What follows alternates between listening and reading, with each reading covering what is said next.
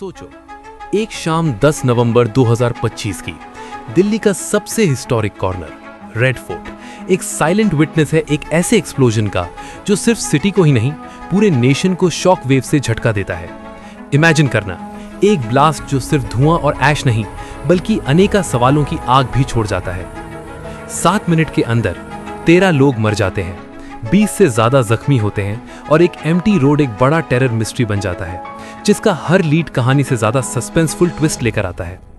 ये कोई फिक्शन नहीं, ये रेड फोर्ट ब्लास्ट लेट 2025 की कागजी रहनुमा।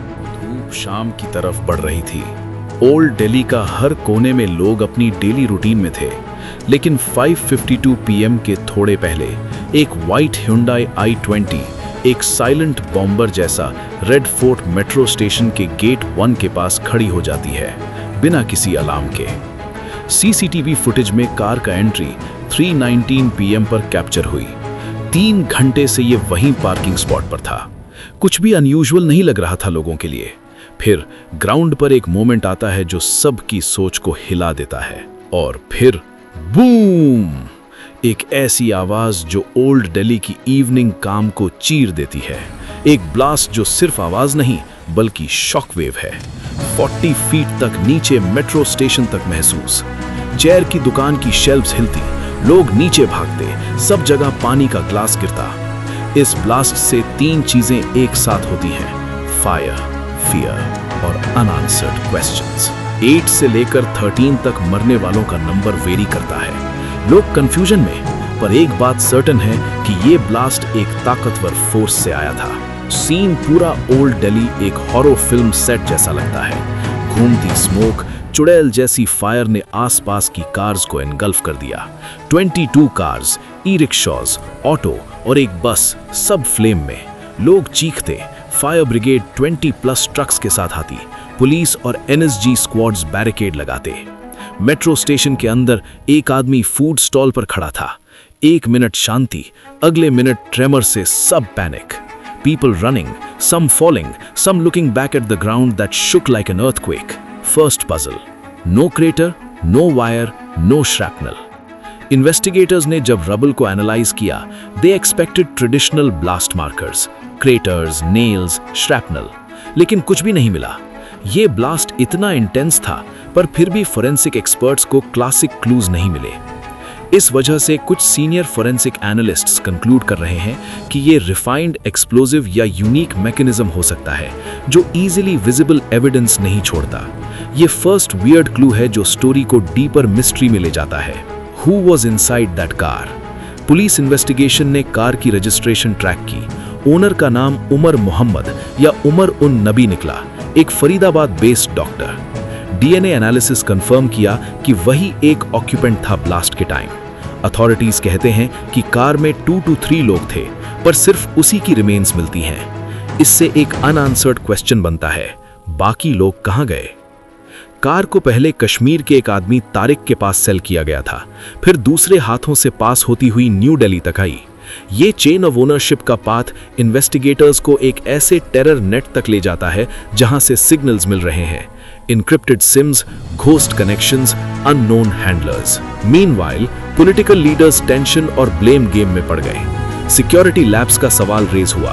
क्या रेड फोर्ट जैसी जगह पे आम पब्लिक के साथ साथ हाई सिक्योरिटी चेक्स फेल हो गए? क्रिटिक्स ने गवर्नमेंटल रिस्पॉन्स को क्वेश्चन किया और आम जनता के दिल में एक extra layer of fear generate हुई। दिल्ली ब्लास्ट के बाद सिर्फ एनसीआर ही नहीं बल्कि उत्तर प्रदेश, महाराष्ट्र, राजस्थान और बिहार भी हाई अलर्ट पे चला गया। बॉर्डर्स पे patrols tight, airports, metro stations और सेंसिटिव स्पॉट्स पर एडिशनल सिक्योरिटी। सिटीजन्स ताना बाना सुना। ये ब्लास्ट सिर्फ एक इंसिडेंट नहीं, एक वेकअप कॉल है। इन्वेस्टिगेशन एक ट्विस्ट तब लेता है जब अथॉरिटीज फाइंड आउट करती हैं कि पाकिस्तान बेस्ड टेरर मॉड्यूल्स जैसे जैश-ए-मोहम्मद के लिंक्स हो सकते हैं ब्लास्ट से। रिवेंज मोटिव, फॉरेन हैंडलर्स के signals, encrypted ghost SIM cards की यूज, ये सब वेग और स्कैरी पॉसिबल टाइज हैं। लेकिन कोई कॉन्क्रीट प्रूफ नहीं है जो डायरेक्टली क्रॉस बॉर्डर्स कनेक्शन को कंफर्म करे, और इस अनसर्टेनिटी ने मिस्ट्री को और गहरा कर दिया। दिल्ली की स्ट्रीट्स पर अब हर विसल साउंड, हर अनअटेंडेड व्हीकल सस्पिशियस नजर आती है। स्टूडेंट्स, वर्कर्स, चाय वालास, सबकी आंखों में एक कांस्टेंट टेंशन। इस ब्लास्ट ने बस फिजिकल डैमेज नहीं किया, बल्कि पब्लिक कॉन्शियसनेस को भी एक अलर्ट स्टेट में शिफ्ट कर दिया। एक साइकाट्रिस्ट ने कहा, ये इंसिडेंट सिर्फ डेथ नहीं, ये फियर का एको है जो लोगों के माइंडसेट्स पर छप गया है। National investigation agency, police, intelligence wings सब ने मिलकर एक व्हाइट कॉलर टेरर नेटवर्क का पता लगाया।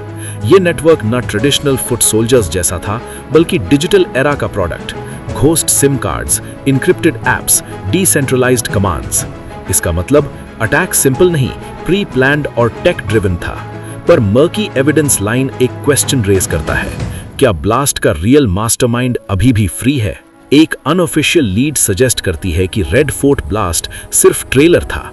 32 और व्हीकल्स रिपोर्टेडली एक्सप्लोजिव से connected manifests and plans detect हुए थे।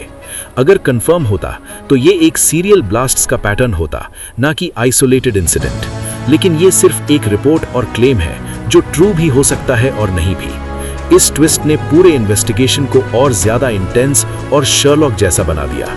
एक वर्ल्ड जहां लिंक्स हिंटेड हैं, पर डेफिनेटिव प्रूफ मिसिंग है। आज तक NIA ने मल्टीपल अरेस्ट्स किए हैं। कश्मीर और फरीदाबाद से सस्पेक्ट्स को नभाया गया है, पर लोग अभी भी ये नहीं जानते कि ब्लास्ट का फाइनल मास्टरमाइंड कौन था, या क्या डीपर जियोपॉलिटिकल मोटिव था। सर्वाइविंग फैमिलीज कॉम्पनसेशन के लिए स्ट्रगल कर रही हैं, और डिलेड ब्यूरोक्रेटिक प्रोसेसेस ने उनकी पेन और बढ़ा दी है। हर विक्टिम के पीछे एक स्टोरी है।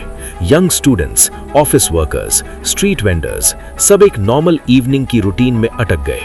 ब्लास्ट ने उनके फ्यूचर्स को इंटरप्ट किया और मेमोरीज को एक ट्रॉमेटिक स्टैंप दे दिया।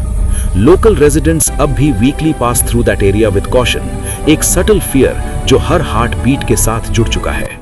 और जब हम जमीन पर जितने भी क्लूज को जोड़ते हैं, एक ही क्वेश्चन फिर से रिपीट होता है, क्या ये ब्लास्ट सच में एक अकेला इंसिडेंट था, या अभी भी कोई अनसीन मास्टरमाइंड पीछे से पुल खींच रहा है?